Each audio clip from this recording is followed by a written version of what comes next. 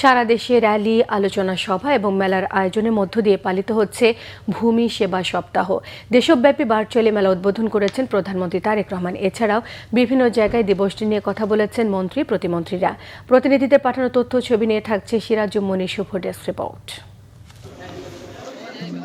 সিলেট জেলা প্রশাসক কার্যালয়ে 3 দিন ব্যাপী ভূমি সেবা মেলা উদ্বোধন করেছেন প্রবাসী কল্যাণমন্ত্রী আরিফুল হক চৌধুরী। বলেন, ডিজিটাল ভূমি সেবা সপ্তাহের মাধ্যমে দেশের জনগণ ভূমি নিয়ে কেলেঙ্কারি থেকে পরিত্রাণ পাবে। এর আগে বিভিন্ন শিক্ষা প্রতিষ্ঠানের শিক্ষার্থী এবং সরকারি কর্মকর্তা কর্মচারীদের অংশগ্রহণে র্যালিতে অংশ নেন মন্ত্রী। ভূমি দখলকারীদের বিরুদ্ধে অচিরেই মানুষ প্রতিরোধ গড়ে তুলবে। পঞ্চগড়ে ভূমি সেবা মেলা উদ্বোধনের পর বলেছেন পানি সম্পদ প্রতিমন্ত্রী ফরহাদ হোসেন আজাদ। কালেক্টরেট চত্বরে জেলা প্রশাসনের আয়োজনে হচ্ছে 3 দিনব্যাপী ভূমি সেবা মেলা। উপস্থিত ছিলেন জেলা প্রশাসক মোসাম্মদ শুক্রিয়া পারভিন সহ সংশ্লিষ্টরা।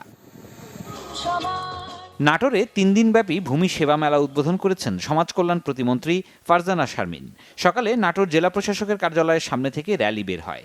বিভিন্ন সড়ক প্রদক্ষিণ করে জেলা প্রশাসকের কার্যালয়ে চত্বরে গিয়ে সভা হয়। বক্তব্য রাখেন জেলা প্রশাসক, পুলিশ সুপার সহ সংশ্লিষ্টরা। নরসিংদীতে ভূমি সেবা সপ্তাহ উদ্বোধন করেছেন নরসিংদী 1 আসনের সংসদ সদস্য খায়রুল কবির খোকন। সদর উপজেলা ভূমি অফিসে হয় আয়োজন। প্রধান অতিথির বক্তব্যে তিনি বলেন, প্রশাসন ও দলকে আলাদা অবস্থানে থেকেই কাজ করতে হবে। প্রশাসন তাদের নিয়ম অনুযায়ী কাজ করবে, আর দল দলের মতো। চট্টগ্রামের পটিয়া উপজেলায় 3 দিনব্যাপী ভূমি সেবা সপ্তাহ মেলার উদ্বোধন করা হয়েছে। পটিয়া উপজেলা প্রশাসনের উদ্যোগে বর্ণাঢ্য শোভাযাত্রার মধ্য দিয়ে মেলার আনুষ্ঠানিক কার্যক্রম শুরু হয়। মেলা উদ্বোধন করেন স্থানীয় সংসদ সদস্য এনামুল হক এনাম।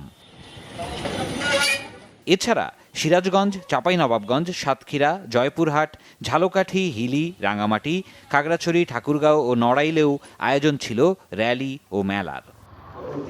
সিরাজুম মনির শুভ, বাংলা ভিশন, নিউজ ডেস্ক।